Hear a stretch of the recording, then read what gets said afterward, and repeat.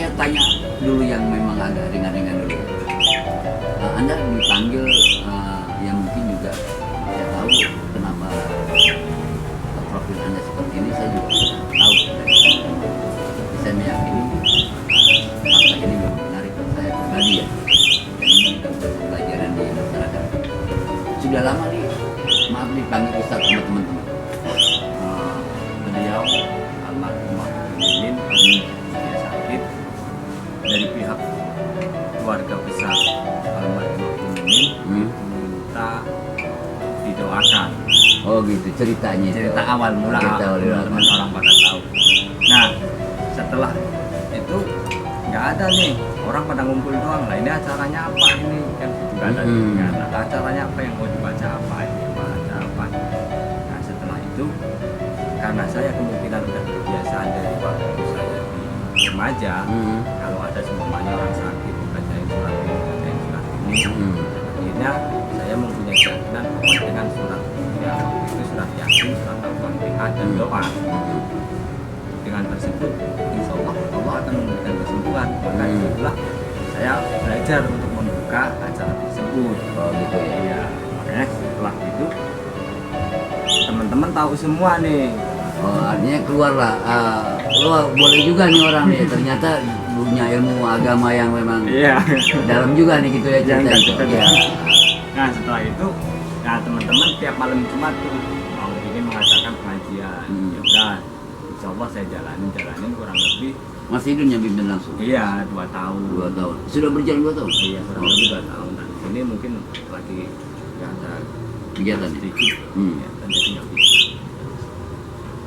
Mas Idun, memang menjadi anggota PPS, udah ada penciptaan religius memang ditanamkan dari orang tua atau memang Anda memang di sana atau gimana? Bisa cerita? Nah, kalau untuk masalah religius itu dari keluarga Pak, karena pesan ibu saya, dimanapun kamu berada dan apapun profesinya, jangan pernah tinggalkan sholat. Kunci itu ya. Karena sholat itu adalah tolak ukur untuk keimanan seorang manusia kepada hambanya.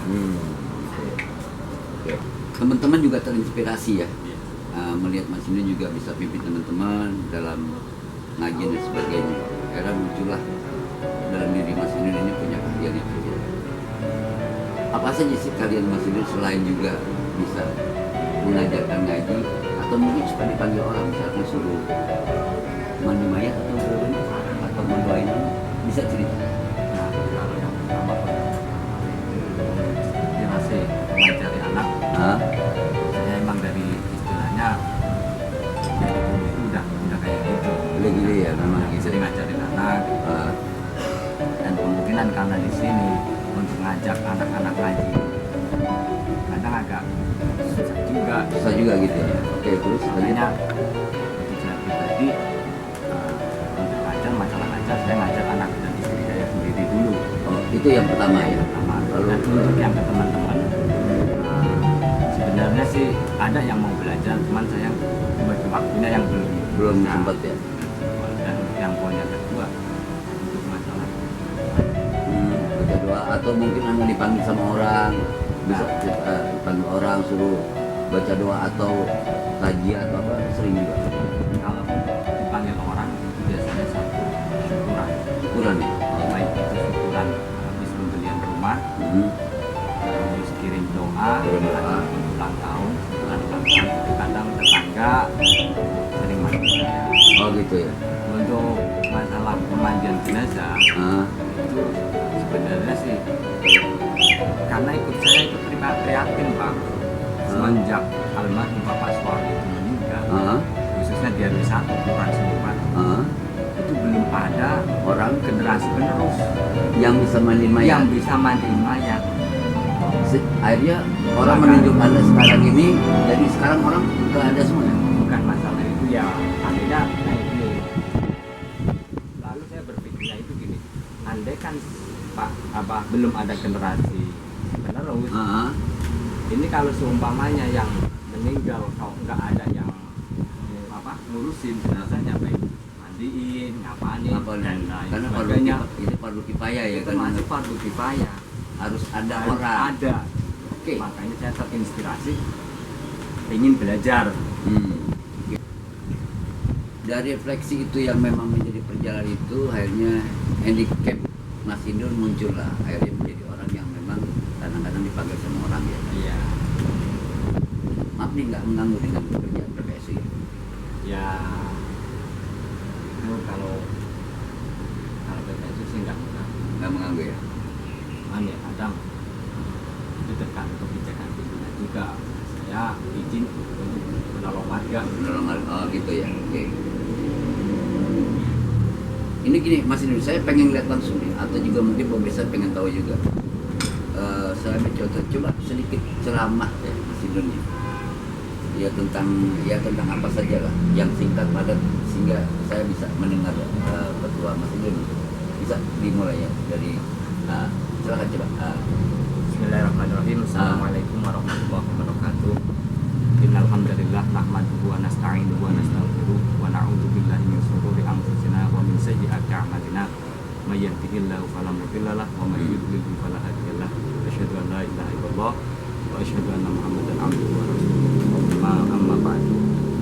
Baik pemirsa, ada salah satu surat yang kemungkinan para pemirsa semua itu dapat hafal semua.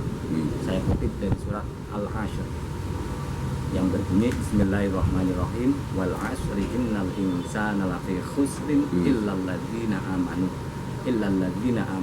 wa 'amilus shalihat wa tawashaw bil haqqi wa tawashaw, yang artinya kurang lebih wal 'asri demi masa, innal insana sesungguhnya manusia itu lafi khusrin di dalam kerugian, kecuali apa? Illal ladzina amanu, itu orang yang beriman. Ya. Dan yang kedua illal ladzina amanu wa 'amilus sholihati, dan orang yang beramal baik, wa tawashaw bil haqqi, dan orang yang berwasiat dengan baik kebenaran, wa tawashaw bis sabr, dan orang yang berwasiat sabaran. Nah, itu salah satu ayat. Dan ada hadis yang berbunyi kayak gini, Pak. Untuk pegangan pribadi saya, khairun nas anfa'uhum linnas, sebaik-baiknya manusia adalah orang yang memberikan manfaat kepada Atau orang ilmu, lain, atau ilmu gitu ya. Oh, itu yang lebih penting. Jadi maknanya itu ya.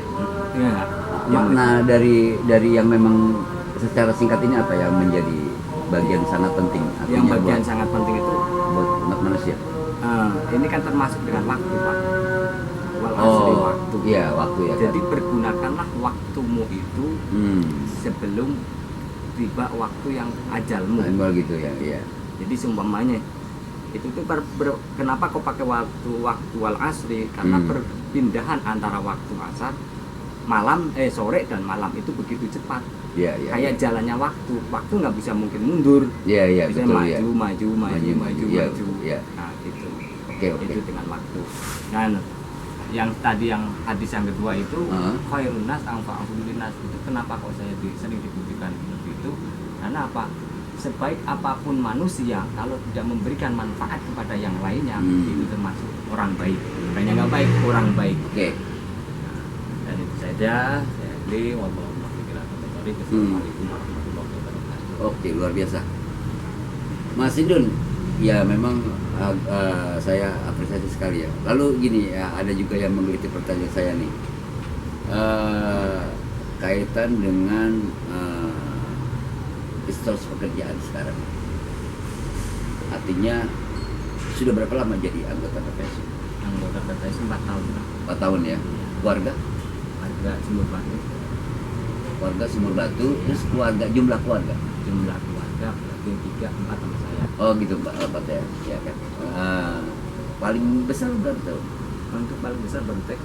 Oh baru TK ya? Iya. Oh gitu ya. Oke. Berjalan dengan baik ya. Artinya pekerjaan antara yang tadi saya katakan, yang tadi kita ungkapkan bahwa profesi ini juga akhirnya mendukung juga ya. Mendukung juga gitu ya. Kaitan terakhir, tapi ini saya minta ada pesan moral yang disampaikan buat teman-teman PPSU DKI ya. Jadi karena memang pekerjaannya sangat berat gitu kan.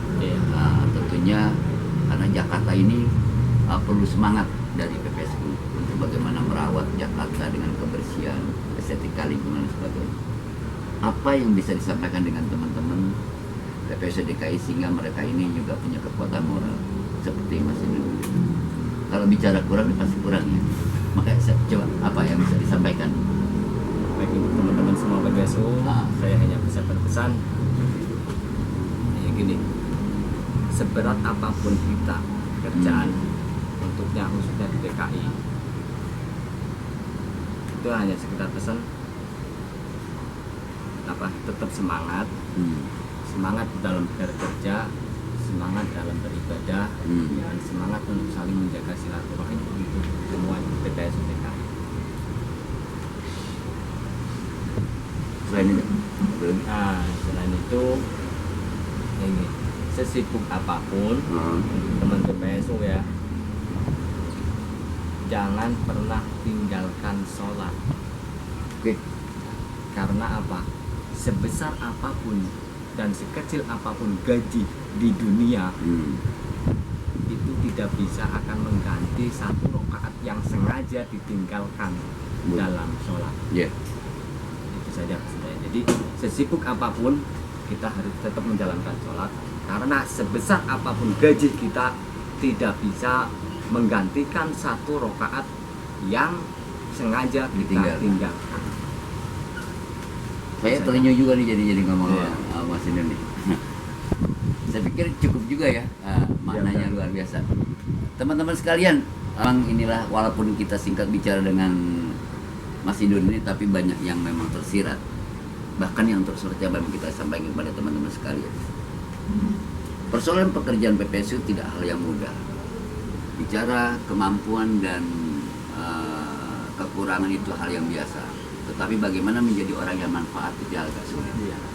Itu pesan yang pertama. Yang kedua adalah bagaimana menikmati hidup yang kaitan dengan kekurangan maupun apa, bahwa rezeki itu adalah sesuatu yang memang sudah ada kadarnya dari Allah Subhanahu wa taala.